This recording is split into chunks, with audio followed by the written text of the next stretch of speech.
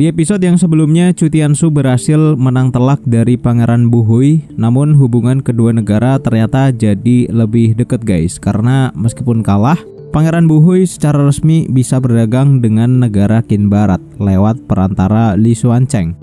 Kemudian pangeran mengirimkan hadiah kepada Chu Tianshu, yaitu seekor monster serigala putih bertanduk. Namun setelah itu seseorang bernama Li Zongyang datang ke istana Tuan Putri, menyuruh Chu Tianshu kembali ke rumah untuk menemui kakak tertua yang baru aja pulang dari medan perang. Oke, buat kalian yang masih berminat dengan alur ceritanya, langsung aja kita masuk ke part 9.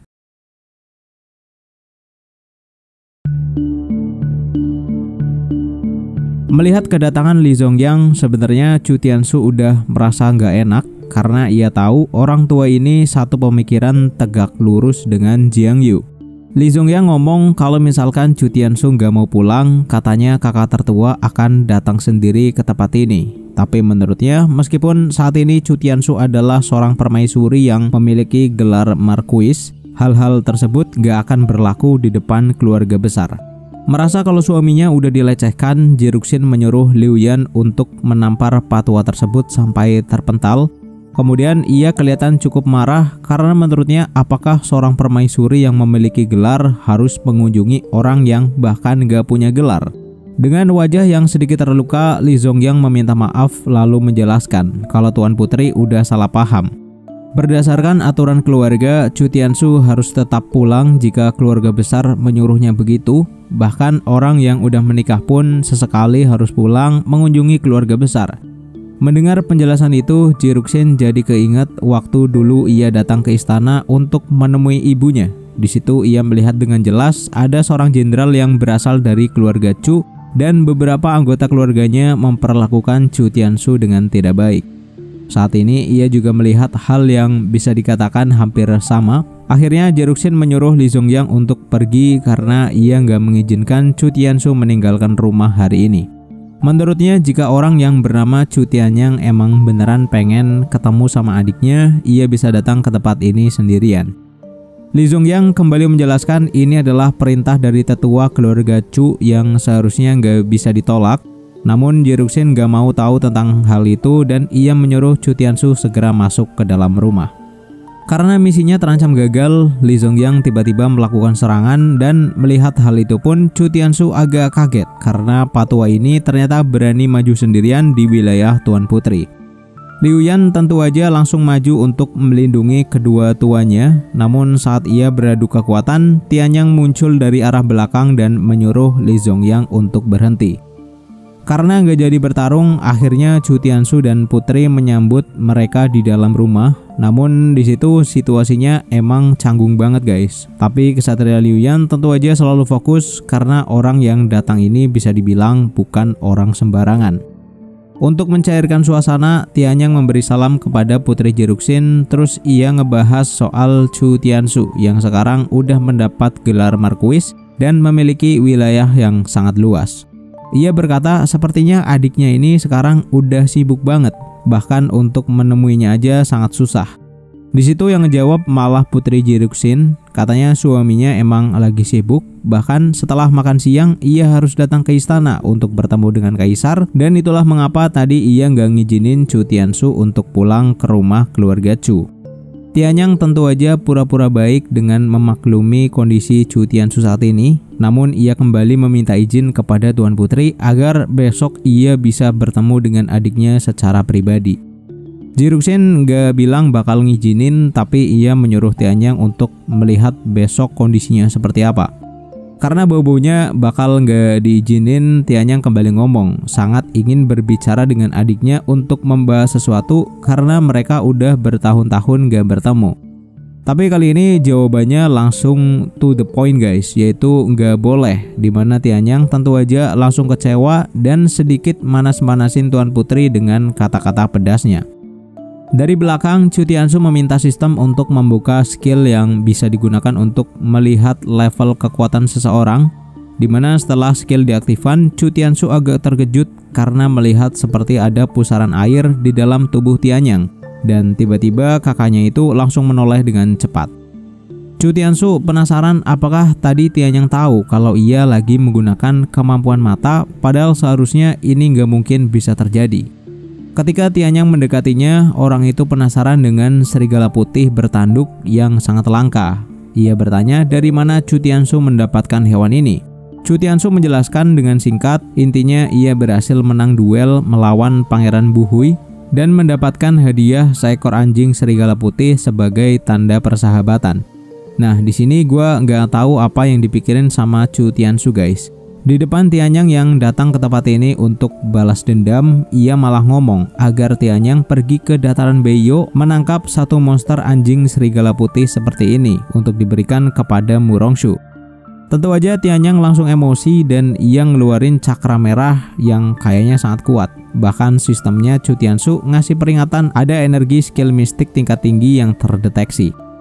Dalam hitungan detik, Chu Tianshu melihat kondisi sekitarnya jadi berbeda. Entah ini adalah ilusi atau memang ia dibawa ke dunia lain. Tapi kalau dilihat secara seksama, ini agak mirip dengan pusaran air yang Chu Tianshu lihat tadi. Sambil menyerang dan ngeluarin pedang cakra, Tianyang bertanya kepada Chu Tianshu, apa penyebab kematian Mu Rongxue yang sebenarnya? Karena menurut penjelasan ibunya, wanita itu tewas karena melindungi Chu Tianshu dari para penyusup. Padahal setelah kembali dari tugas, Tianyang berencana menikahi Mu Rongxue. Karena serangannya sangat brutal, Chu Tianshu mendapat beberapa luka sayatan, tapi ia masih penasaran apakah luka-luka ini emang nyata atau cuma ilusi doang. Tapi saat ini ia merasa lebih baik bergerak mundur terlebih dahulu, terus ngaktifin skill Tai Chi Quan untuk menyerang balik. Serangan dari Chu Tianshu berhasil membuat Tianyang menjatuhkan pedangnya. Kemudian ia menggunakan pedang Tai Chi Quan untuk menebas lawannya ini, tapi ternyata Tianyang bisa menghindarinya guys. Bahkan sekarang ia mengeluarkan pedang cakra lagi berwarna biru dan terus menyerang Chu Tianshu dengan brutal. Dalam pertarungan ini, Tianyang merasa ada yang aneh, karena menurutnya level kultivasi dan kemampuan bertarungnya Chu Tianshu ternyata sangat baik dan gak mungkin seseorang dengan kekuatan seperti ini gak mampu melawan dua orang penyusup, yang pada akhirnya membuat Mu Rongxue terbunuh. Ketika Tianyang akan menyerang menggunakan salah satu teknik terbaiknya, Chu Tianshu mendapat pesan dari sistem di mana kemampuan skill pedang Tai Chi Quan telah ditingkatkan. Dan tentu aja Chu Tianshu langsung mengkonfirmasi skill tersebut.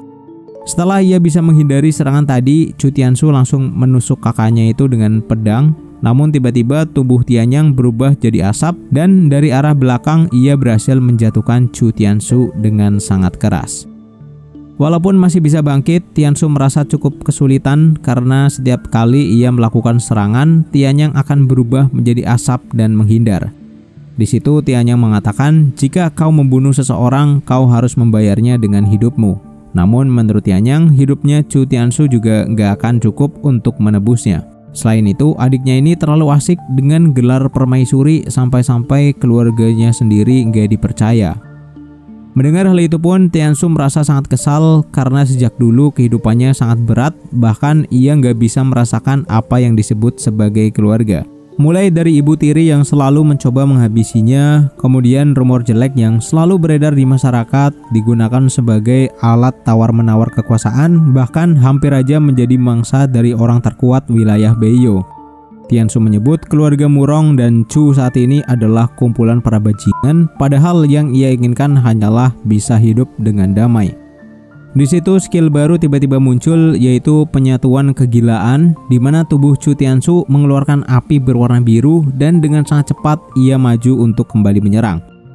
Gerakan Chu Tianshu benar-benar di luar dugaan, apalagi ia menggabungkannya dengan skill pedang Tai Chi Quan, yang mana hal itu membuat Tianyang gak bisa mengikuti gerakan tersebut dan pada akhirnya tertusuk oleh pedang Tai Chi Quan.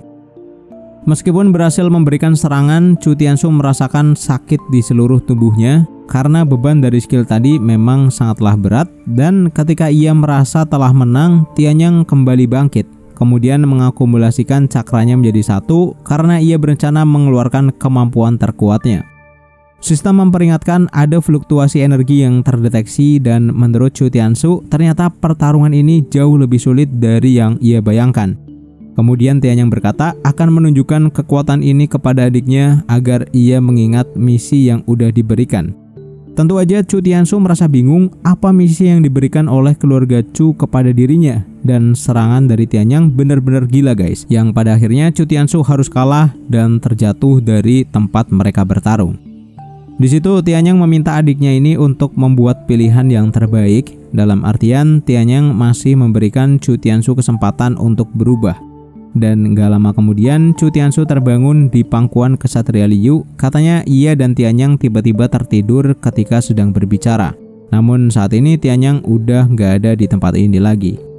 Chu Tianshu merasa sedikit lega, tapi di dalam kepalanya ia bertekad untuk berubah dan menjadi lebih kuat dari yang sekarang. Malam harinya hujan turun sangat deras, di mana Chu Tianshu kepikiran ternyata kekuatan para penyusup kemarin yang berada di alam body tempering masih sangat jauh jika dibandingkan dengan Tianyang. Ia merasa sedikit bersyukur karena jika Tianyang gak menunjukkan belas kasihan di akhir pertarungan tadi, Tianshu pasti udah mati tanpa ada yang tahu penyebabnya, karena pertarungan mereka emang berada di dunia spiritual. Liu Yan yang datang dari belakang langsung bertanya kepada Tianshu, apakah penyebab permaisuri tidur di acara pertemuan tadi adalah karena Tianyang? Chu Tianshu sedikit kaget apakah Liu Yan menyadari hal itu, tapi ternyata pengawal Tuan Putri ini hanya menebak aja guys.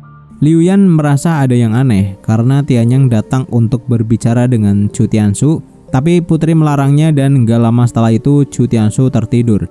Ia bisa menebak hal itu pasti ada hubungannya dengan skill mistik milik Tianyang. Mau dilihat gimana pun juga, menurutnya Chu Tianshu sangat berbeda levelnya dengan Tianyang. Orang itu sangat berbakat, bahkan menjadi seorang kultivator mistik yang terkenal sejak usianya masih muda. Ia juga dilahirkan dengan mendapat banyak keistimewaan seperti jumlah harta yang sangat banyak. Chu Tianshu sedikit jengkel karena menurutnya Liu Yan kayak lagi mengejeknya terus-menerus. Liu Yan kembali menjelaskan, seperti yang Chu Tianshu ketahui, seorang kultivator mistik jumlahnya itu jauh lebih sedikit daripada kultivator bela diri, dan teknik yang mereka asah juga sulit untuk dipahami. Nah, dari hal itu semua, Liu Yan menduga Tianyang menggunakan salah satu teknik skill mistiknya kepada Chu Tianshu. Liu Yan pernah mendengar bahwa Chu Tianyang telah mencapai tingkat ahli mistik di usia muda. Itulah sebabnya ia ikut ke medan perang bersama dengan tentara keluarga Chu untuk menambah pengalaman.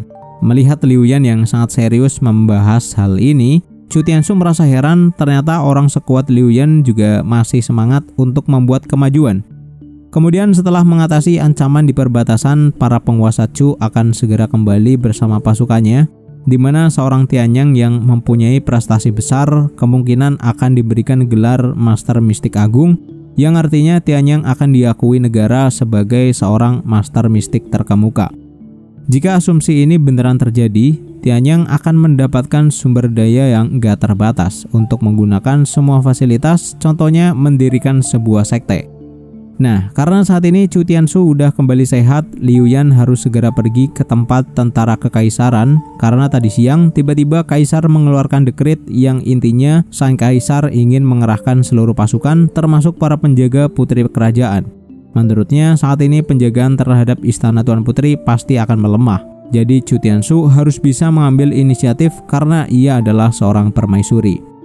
Chu Tianshu merasa sedikit pusing dengan masalahnya sekarang karena ia nggak punya dana untuk menyewa penjaga. Uang yang ia dapatkan setelah duel kemarin itu semuanya udah diambil oleh Jiruxin. Terus dividen yang dijanjiin sama Pangeran Buhui juga nggak akan bisa langsung cair dalam waktu dekat.